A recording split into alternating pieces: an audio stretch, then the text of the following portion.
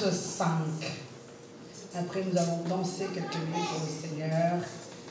Et nous allons passer à autre chose. Apocalypse 5. Puis, je vis dans la main droite de celui qui était assis sur le trône un livre écrit en dedans et en dehors, scellé de 7 sceaux. Et je vis un ange puissant qui criait d'une voix forte: qui est digne d'ouvrir le livre et d'en rompre les sceaux. Et personne dans le ciel, ni sur la terre, ni sous la terre, ne put ouvrir le livre ni le regarder. Et je pleurais beaucoup de ce que personne ne fut trouvé digne d'ouvrir le livre ni de le regarder. Et l'un des vieillards me dit: ne pleure point, voici le lion de la tribu de Juda, le régéton de David, a vaincu pour ouvrir le livre et ses 7 sceaux. Et je vis au milieu du trône et des 4 êtres vivants et au milieu des vieillards un agneau qui était là comme immolé. Alléluia. Il avait 7 cornes et 7 yeux qui sont les 7 esprits de Dieu envoyés par toute la terre. Il vint et il prit le livre de la main droite de celui qui était assis sur le trône. Alléluia. Alléluia.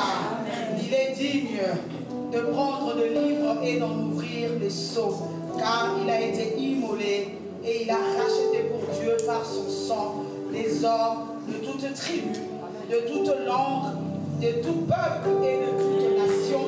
Et il a fait d'eux un royaume et des sacrificateurs pour son Dieu, et ils régneront sur la terre. Alléluia.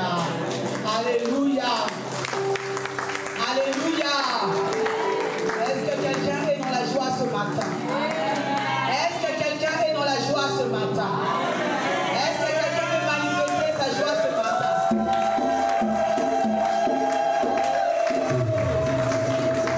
Je peux comprendre qu'on vient dans la présence de Dieu, dans la maison de Dieu. Je sais qu'on a des problèmes.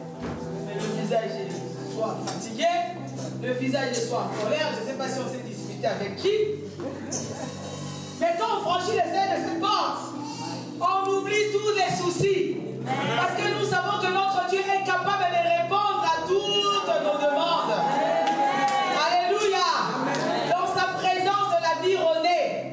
Dans sa présence même de la stérile enfance. Dans sa présence même, ceux qui étaient morts reprennent vie. Alléluia. C'est ce Dieu que nous voulons louer maintenant. C'est ce Dieu que nous voulons célébrer maintenant. Il est extraordinaire. Vous avez écouté la parole, c'est vrai. Mais Dieu veut aussi que tu puisses le louer, que tu puisses taper des mains. Oublie que tu es patron, oublie que tu es chef, oublie que tu es patronne. Ce matin, il n'y a qu'un seul patron. Ce matin, il n'y a qu'un seul roi. Ce matin, il n'y a qu'un seul Dieu. Amen. Le roi des rois, le Seigneur des seigneurs, Jésus-Christ. Nous allons louer.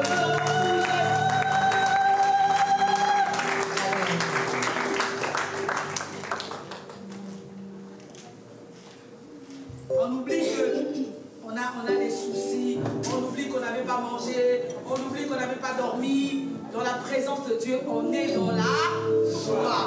Amen. Et l'équipe des gens va nous faire bouger.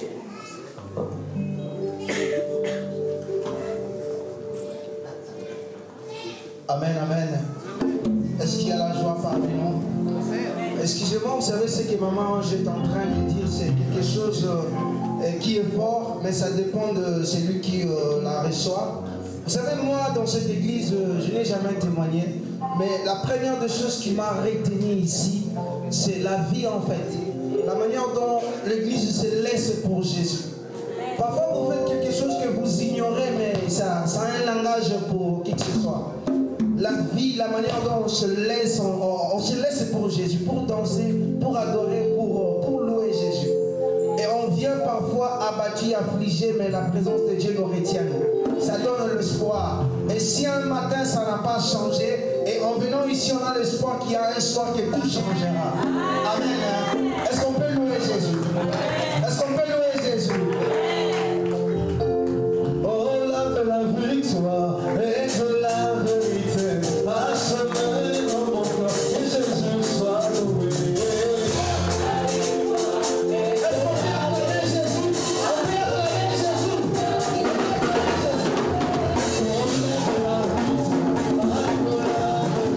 Oh,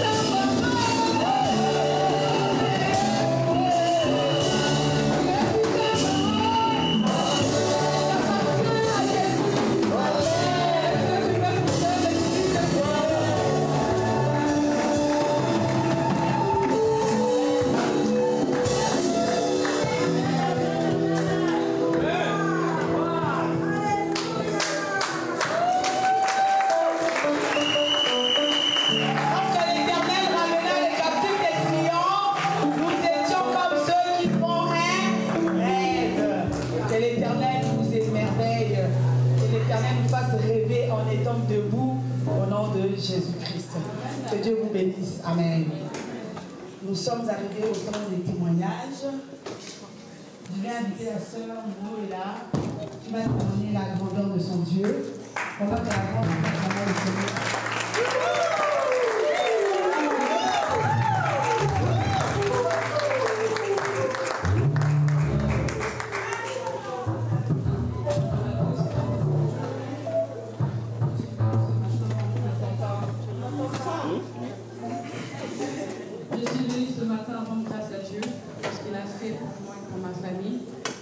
Pour honorer l'homme de Dieu, le pasteur Joseph, ce matin.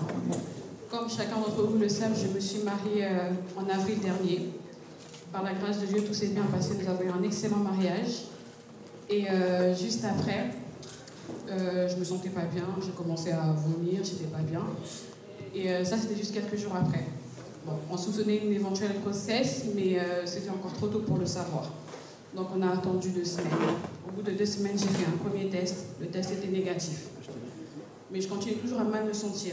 Donc, je me suis dit, bon, je vais attendre encore un peu. 3e semaine, je fais un autre test. Il est négatif. Je me dis, bon, je vais faire une prise de sang, si jamais. Je fais une prise de sang négative. Mais j'étais toujours pas bien. Je me dis, bon, je vais aller peut-être voir un gynécologue, histoire de faire un contrôle. Voilà. J'arrive chez le gynécologue. Je lui dis que je soupçonne une éventuelle grossesse, que j'étais pas bien. Elle me fait une échographie. Et là, elle me dit, mais madame, vous ne pouvez pas tomber enceinte parce que vous avez plein de kystes au niveau des ovaires et en plus de ça, vous n'ovulez pas. Donc ça, impossible d'avoir d'enfant. J'ai dit ok. Elle décide de me donner 2 traitements. Un traitement qu'il fallait prendre à chaque période menstruelle et un autre à prendre matin et soir. Je ressors de ce rendez-vous, j'appelle papa du coup.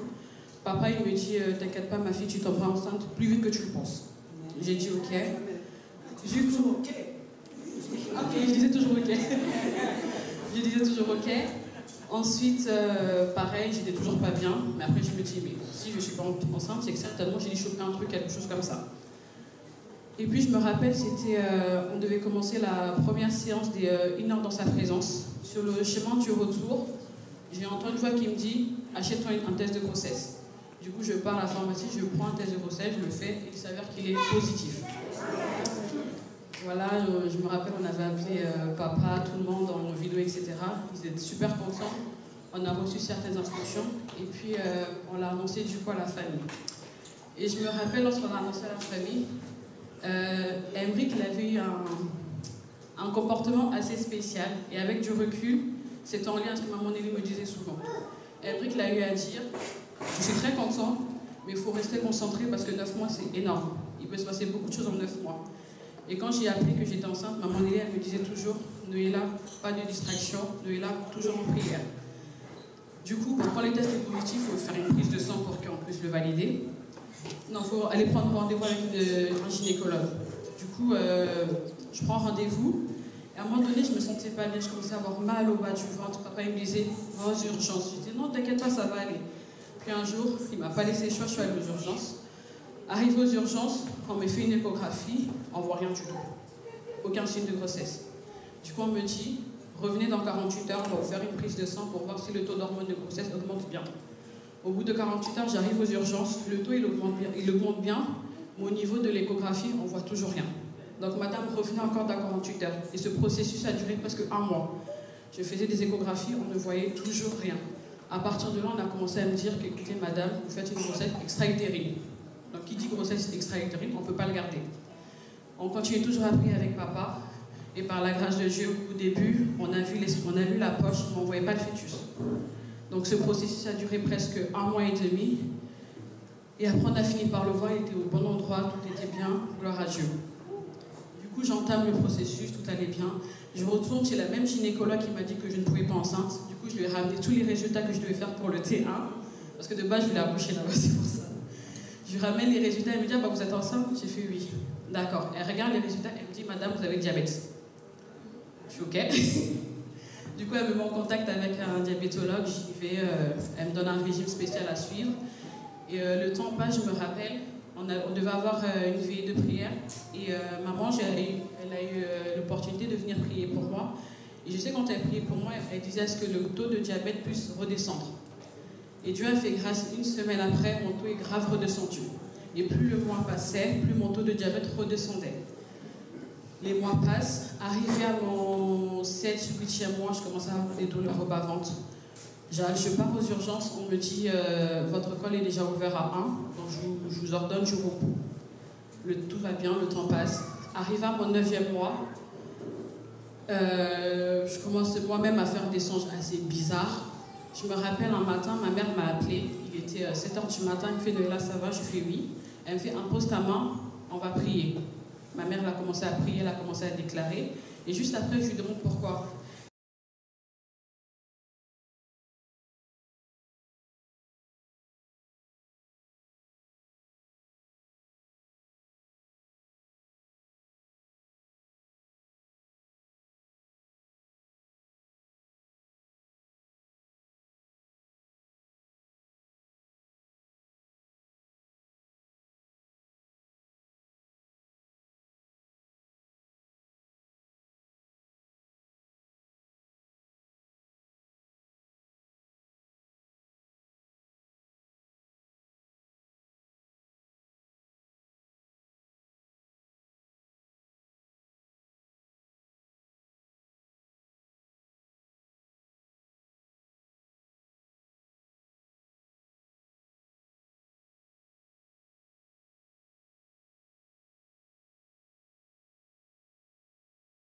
Continue, t'appelles les urgences. Du coup, le lendemain, je me réveille pareil, je perds encore du sang. J'appelle les urgences, je leur explique, ils me disent Madame Soumou, revenez. Je repars, il faut savoir que le mardi en question, mon bébé, je ne le sentais plus bouger. J'arrive, on me fait un monitoring, bon, tout va bien. Mon bébé, pareil, il ne bouge pas énormément. Et puis, il y a la sage-femme qui vient, qui me fait. Non, il y a le médecin, pardon, qui vient, qui me fait une échographie. Il regarde l'échographie, à un moment donné, il me dit Madame, est-ce que vous avez perdu les os? Je lui ai fait non.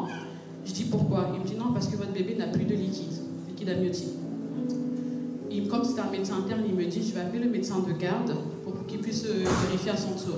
Le médecin arrive, me regarde, qui me dit non madame c'est bon, vous avez bien du liquide, tout va bien, mais revenez quand même le lendemain histoire de faire un contrôle. Le lendemain matin j'arrive à l'hôpital, je fais 3 heures de monitoring, pareil mon bébé ne bougeait toujours pas, très peu. Et puis il y a la sage-femme qui arrive, qui dit oh là là, votre bébé, je ne comprends pas, un coup il bouge pas. Elle décide de me faire l'échographie. Pareil, elle fait l'échographie. Elle me dit encore Madame, est-ce que vous avez perdu les os? J'ai fait non. Elle me dit votre bébé n'a plus de liquide. J'ai fait c'est une blague. La vieille, on m'a rassuré que j'en avais. Et là, elle me dit non, je vous rassure que vous n'avez plus de liquide. Elle me demande est-ce que vous avez perdu les os? J'ai dit non. Elle me dit écoutez, nous on ne peut pas vous laisser partir. On va devoir vous garder, vous déclencher. J'ai fait ok. Du coup, on appelle papa, il prend le temps de prier avec nous. Donc le mercredi en question, on m'a déclenché avec un espèce de ballonnet, ça m'a donné des contractions. Mais quand c'était très régulier, du coup, je ne pouvais pas accoucher maintenant. J'ai dormi du coup à l'hôpital. Le matin, la sage-femme, elle arrive, elle regarde mon col, elle fait super, votre col est bien dilaté. On va aller à la salle de naissance pour le travail. Je me rappelle, j'avais envoyé, je crois, un message à Sephora, papa aussi était au courant. On arrive en salle de naissance. La sage-femme, elle vient, me demande, Madame, est-ce que vous voulez la péridurale? J'ai dit non. Elle me dit, est-ce que vous savez que la perfusion qu'on va vous mettre, les contractions sont plus douloureuses que celles qui accouchent sans déclenchement? J'ai dit oui, mais je n'ai pas de péridurale. Du coup, on commence. Elle me met la perfusion à 9h. 10h, 11h, elle revient. Elle regarde mon col, je suis toujours ouvert à 2. Elle augmente la pression. 10h, 11h, midi, elle revient, col ouvert toujours à 2. Mais j'avais des contractions régulières. Donc au début, j'avais des contractions toutes les 10 minutes, ensuite toutes les 5 minutes. Arrivée vers 14h, elle revient, col ouvert toujours à 2. Et elle me dit, Madame, je suis désolée, votre col est bloqué, et en plus de ça, votre fils a changé de position. Donc impossible que je puisse accoucher. 15h, 16h, moi j'en pouvais plus. Au début, j'avais mal. Ensuite, les larmes ont commencé à sortir. Moi, j'étais là, j'avais mal partout, j'avais mal au dos. Vers 16h, je dis à Gianni, j'ai trop mal.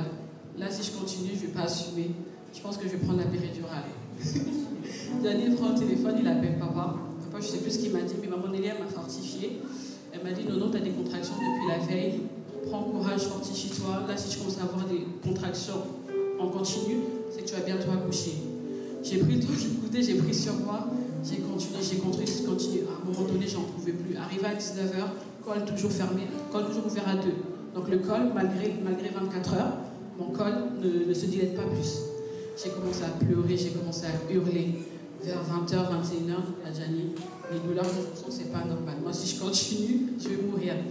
Je lui ai dit, là, je craque, je prends la péridurale. Je prends le temps d'appeler papa. Et papa, je me rappelle ce jour-là, ça fait 8 ans que je le connais, mais il n'a jamais prié de cette manière-là pour moi. Il a pris le temps de prier, de déclarer. Et dans ses prières, je me suis rappelé de trois choses. Il me disait que mon fils naîtra le 4 janvier. Mon col va se dilater très rapidement et il va changer de position. Et par la suite, il m'a dit que maman Nelly était en chemin avec l'huile d'onction. Quand il m'a dit ça, c'est comme si Dieu envoyait l'armée céleste pour pouvoir m'aider. On a raccroché, papa il m'a dit prends la péridurale ma fille. J'appelle l'anesthésiste, 30 minutes après, elle arrive, elle pose la péridurale. La sage-femme revient, elle regarde mon col, je suis passée de 2 à 7. 30 minutes après, elle revient, elle me dit madame, vous êtes à 10 et votre fils a changé de position. Et quand elle m'a dit ça, il était 23h15. Et j'ai oublié de vous dire qu'aux alentours de 21h, j'ai eu l'envie de pousser. On me dit madame, ne poussez pas, je n'avais pas le choix, j'ai commencé à pousser dans le vide. Et à ce moment-là, il faut savoir que mon fils était fatigué, moi de même, et au niveau du monitoring, c'était pas très top. Donc quand papa il a fini de prier, il a fini de déclarer, mon col s'est dilaté. 23h15, la sage-femme elle arrive. Elle me dit, écoutez, votre fils est bien retourné, mais on va encore patienter 2 heures, le temps qu'il descende bien au niveau du bassin. Moi je regarde l'heure, je fais les 23h15. J'ai dit, l'homme de Dieu a déclaré qu'il naîtra le 4 janvier. J'ai pris ma main, je l'ai imposée au niveau de mon ventre, et j'ai commencé à parler à mon fils. Je lui ai dit, il est temps pour toi de sortir, tu es fatigué, maman est fatiguée, et tout le monde t'attend. 23h30, la sage-femme revient, je lui dis, madame, j'ai envie de pousser. Elle me dit, bon, je vais regarder, je vais voir comment vous poussez, et si vous poussez bien, on va continuer. Elle regarde, elle me dit, oh, voilà, vous poussez très bien. Du coup, on se met au travail, premier poussé, deuxième, troisième, KO. J'ai plus de souffle, je suis fatiguée. Du coup, Gianni est venu m'épauler au niveau de la nuque. Ensuite, elle me dit, madame, à ce moment-là, je ne regardais même plus l'heure. Elle me disait, madame, on va repousser une dernière fois. J'essaie de repousser. Elle me dit, non, ne poussez plus, votre fils, il vient tout seul. Elle récupère mon fils, elle regarde l'heure, 23h59.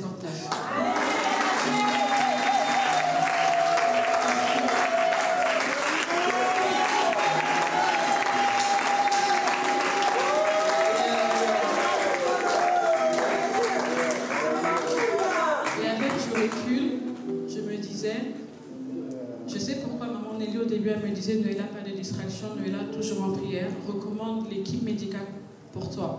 Parce que ce jour-là, il faut savoir qu'il y avait une seule sage-femme à l'hôpital, il y avait énormément d'accouchements. Donc je me suis dit, Dieu a fait en sorte que plusieurs femmes accouchent ce jour-là pour que moi, certainement, puisse m'éviter la césarienne. Parce que peut-être qu'en partant à la césarienne, certainement je ne serais pas là devant vous, même mon fils ne serait pas là. Et grâce à ça, je voulais dire merci à Dieu parce que Dieu est réellement fidèle. Malgré qu'au début de la grossesse, c'était assez compliqué, on ne le voyait pas au niveau des échographies. Arrivé au moment d'accoucher, mon col était bloqué, il avait changé de position. Donc voilà, Dieu est fidèle. Donc, je voulais lui dire merci par rapport à ça. Et du coup, merci à papa parce que je sais que le lendemain, tu travaillais, mais tu étais là, tu as veillé pour moi, tu as prié pour nous. Donc voilà. Et j'avais un second témoignage. Dieu m'a fait grâce. Dieu m'a fait grâce. Ça, c'est un témoignage que j'ai commencé en décembre 2020. Il faut savoir que l'année de début 2019 était une année très compliquée pour moi, dans tous les domaines de ma vie. Et à ce moment-là, je ne faisais rien du tout. Et je sais que papa était là, il m'a appuyé, il m'a épaulé, à chercher une formation. J'ai eu mon diplôme, j'ai eu un premier emploi en tant qu'assistante administrative. À un moment donné, j'ai voulu partir. Papa, il m'a dit, ma fille, non, tu restes là. J'ai dit, ok, j'ai continué. Par la grâce de Dieu, j'ai eu une promotion. J'étais passée responsable de secteur. À un moment donné, j'ai dit, papa, j'ai envie de partir, ça m'énerve. Papa, il m'a dit, non, ma fille, tu restes là. Tu as des projets, tu vas te marier, tu restes là. Je l'ai écouté. Par la grâce de Dieu, j'ai eu une autre promotion. J'étais passée responsable d'activité. Après, j'ai dit à papa, franchement, là, au niveau de ma ça se passe pas très bien. ça se passe pas très bien. Je lui ai dit, papa, j'ai envie de partir. Papa, il m'a dit, non, ma fille, tu restes là. J'ai fait rage, je suis tombée par la suite enceinte. Et durant mon congé maternité, il s'est passé énormément de choses au niveau de ma boîte et j'étais plus à l'aise. Et au mois de janvier, je suis partie voir papa. J'ai dit, papa, je sais que sur plusieurs années, je t'ai dit que je voulais quitter la boîte où j'étais actuellement. Mais à chaque fois, tu as refusé, tu m'as demandé de pouvoir rester. Je t'ai écouté, mais aujourd'hui, il se passe ça. Papa, il m'a dit, ok ma fille, cherche autre chose. Moi, je t'accompagne en prière. Arrivé début février, j'ai été contactée par une boîte pour un entretien. Je passe l'entretien 1 heure en visio, par la grâce de Dieu, ça s'est très bien passé. Le directeur me recontacte, je pars sur place, je fais 2 heures d'entretien, tout se passe bien. Et du coup, j'appelle papa pour lui dire comment ça s'est passé. Papa, il ne me calme pas, il ne me dit rien du tout. Du coup, je raconte à Gianni, Gianni me dit, on a fait notre part, on laisse Dieu faire les choses. Il faut savoir que lors de mon entretien, le directeur m'a dit clairement, j'aime beaucoup votre profil, mais moi j'ai besoin de quelqu'un en mars. Donc si je trouve quelqu'un de mieux que vous, je le prendrai. Du coup, je me rappelle, je l'avais même dit à Emric, il m'a dit, non mais t'inquiète pas, ça c'est juste un discours, s'il a besoin de toi, il t'attendra. Du coup, le lendemain, je rappelle papa, je dis, papa, mais tu m'as pas calculé quand je t'ai raconté mon entretien. Papa, il m'a rien dit. À peine on a raccroché, je reçois un mail de mon directeur qui me dit qu'il a énormément apprécié nos échanges et qu'il m'attend pour un début. Donc, par la grâce de Dieu, j'ai eu un nouvel emploi. Et j'ai été nommée en tant que directrice dans une agence de Paris.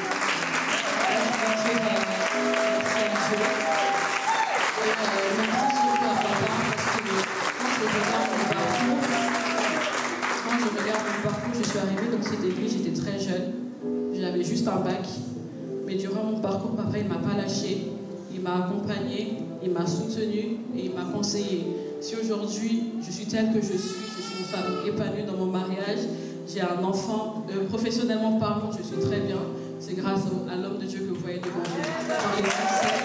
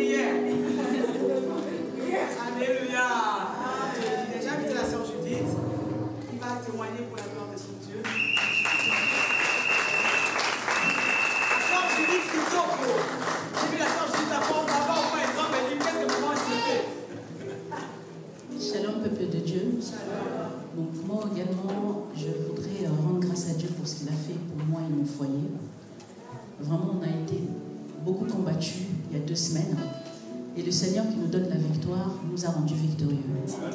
Cette année, papa avait dit que c'est l'année des conquérants révélés et réellement nous l'avons vécu dans mon foyer. Donc il y a 2 semaines, c'était le vendredi de la rencontre des sentinelles. Moi j'avais eu un peu de retard pour rentrer, je suis rentrée à la fin. Et je sais que la prière a été focalisée vraiment pour consacrer nos enfants pour le mois de mars. Donc, le samedi, la prière, je suis rentrée à la fin, j'avais pas eu papa au téléphone samedi. Bizarrement, papa m'a appelé et on a passé un long moment pour parler, vraiment, on parlait beaucoup de la distraction, de pas être dans la distraction, de rester focalisé dans la prière, de rester focalisé vraiment dans la prière d'autorité. C'est comme si vraiment le Seigneur l'avait envoyé pour me réveiller un petit peu.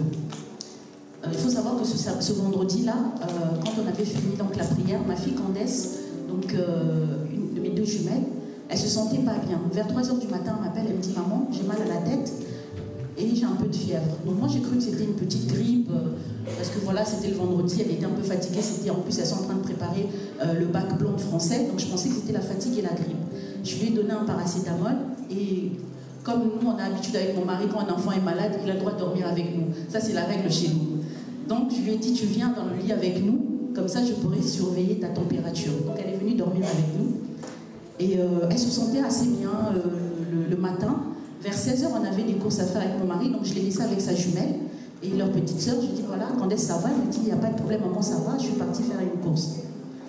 Et donc le samedi en question, j'avais parlé avec papa. Quand j'ai raccroché avec papa, je suis partie vaquer à mes occupations. Vers 16h, 17h, il y a sa soeur qui m'appelle, qui me dit « Maman, Candace, ça ne va pas ». Je lui dis « Qu'est-ce qui ne va pas ?» Oh, Candace, elle est incohérente, elle dit n'importe quoi. Par exemple, elle n'arrêtait pas de répéter télécommande, télécommande, télécommande, télécommande. Byzance, 19e siècle, enfin, c'était très incohérent. Donc tout de suite, j'ai appelé mon mari, j'ai dit « Il faut qu'on rentre à la maison ». Comme on n'était pas loin, on est rentré. Et là, j'arrive comme ça, je lui demande, je la regarde, je lui dis « Candace, comment tu t'appelles ?» Elle me dit « Candace ». « C'est quoi ton nom de famille ?» Elle me dit « Menou-Kanda ». Je lui dis « T'as quel âge ?» Elle me dit « 5 ans ». Et ma fille a 16 ans. Je la regarde encore, je lui dis « T'as quel âge ?» Elle me dit « 34 ». Et là, je regarde mon mari, je dis « Il y a un problème, ça ne va pas ». Et ce que j'ai aimé, ça c'est après coup, c'est qu'avant même de paniquer, et ça je sais que ça c'était ce qu'on était hier, et ça montre vraiment que dans cette église, on est là pour grandir, Dieu vraiment nous transforme réellement. J'ai demandé, on s'est regardé mon mari et on s'est dit, on va commencer d'abord à prier, parce que nous sommes l'autorité. On a pris nos 3 enfants dans notre chambre, on a commencé à prier. En même temps, on a appelé papa, comme il ne répondait pas, je lui ai envoyé un texto, j'ai dit papa, ça ne va pas, Candace, c'est urgent. Tout de suite, il m'a rappelé, et donc tous ensemble, on a commencé à prier, on a commencé à prendre autorité, à chasser vraiment voilà, tout esprit de mort, parce qu'on la voyait vraiment partir. Quand on lui parlait, elle ne parlait pas. À un moment, du coup, papa m'a demandé de poser le téléphone sur son oreille, et il a commencé à proclamer des paroles, et à lui demander de répéter « Jésus, Jésus mon Seigneur, Jésus mon Seigneur ». C'est la seule chose qu'elle arrivait à répéter, « Jésus, Jésus, Jésus ». Quand on lui posait la question sur autre chose, elle disait des incohérences. On a même eu peur, moi je pensais même, est-ce que c'est pas un AVC ou quelque chose comme ça? Donc quand on a fini de prier, on a appelé le 15. Et pendant que le 15 arrivait, on continuait à prier, mon mari continuait à prendre autorité, à prier. Moi j'ai pris ma fille, je l'ai ramenée dans la douche pour la laver, et là elle me parlait, elle n'arrivait même plus à marcher. Donc je devais la porter avec sa sœur, sa sœur la tenait pour que je puisse la laver. Quand les pompiers sont arrivés, c'était encore pire. D'ailleurs on a appelé le 15, au lieu que ça soit un médecin qui arrive, c'est des pompiers qui sont arrivés, donc c'était quand même bizarre. Et donc, quand ils sont arrivés, là, c'était pire. Elle ne parlait plus du tout. Elle n'avait plus l'usage de la parole. Elle criait. Et quand je lui demandais si elle avait mal quelque part, elle me montrait sa poitrine. Donc moi, j'avais peur que ça soit, par exemple, le cœur ou quoi que ce soit. Ils vont poser des questions. Est-ce qu'elle prend de la drogue? Est-ce que... Bon, je dis, bien sûr que non. Et donc là, comme ils ont vu que c'était vraiment bizarre, ils ont appelé. Ils ont dit, non, il faut qu'on lui fasse un test neurologique. Donc on est parti aux urgences. Entre-temps, on était toujours au téléphone avec papa, avec la prophétesse Ange, on était au téléphone parce que je l'avais averti aussi. Et donc on est parti aux urgences. Arrivé là-bas, il y avait une équipe qui nous attendait pour lui faire un IRM en urgence. Parce qu'eux aussi, ils avaient peur que ça soit un AVC. Et quand j'étais dans la salle d'attente, donc on continuait à prier avec papa. Papa me dit, ne t'inquiète pas, Dieu est au contrôle. Et maman, quand je m'ai répété, n'oublie pas que la prière qu'on a fait, la rencontre des sentinelles, on a consacré nos enfants. Et papa me dit encore, n'oublie pas que tes enfants sont des servantes. Tous les dimanches, elles viennent à l'église, elles adorent le Seigneur. Donc le Seigneur ne va pas permettre qu'il arrive quoi que ce soit. N'oublie pas que l'alliance que moi j'ai faite avec le Seigneur, c'est qu'aucun de mes enfants, aucun de ceux qui m'appartiennent ne sera perdu. Et donc, on attendait donc pour qu'on lui fasse un IRM, donc on lui a donné un peu de Valium parce qu'elle était vraiment excitée. On lui a fait un IRM et là, ils ont vu qu'au niveau neurologique, il n'y avait aucun souci. Et moi, j'étais dans la salle d'attente avec papa et papa me dit, je pense que c'est une méningite. Et là, les médecins n'avaient même pas encore détecté quoi que ce soit. Papa me dit, avec tout ce que tu me dis, c'est une méningite. Je suis restée et donc eux, ils sont venus après et donc nous, on était toujours en prière et ils nous ont demandé de patienter pendant 1 heure.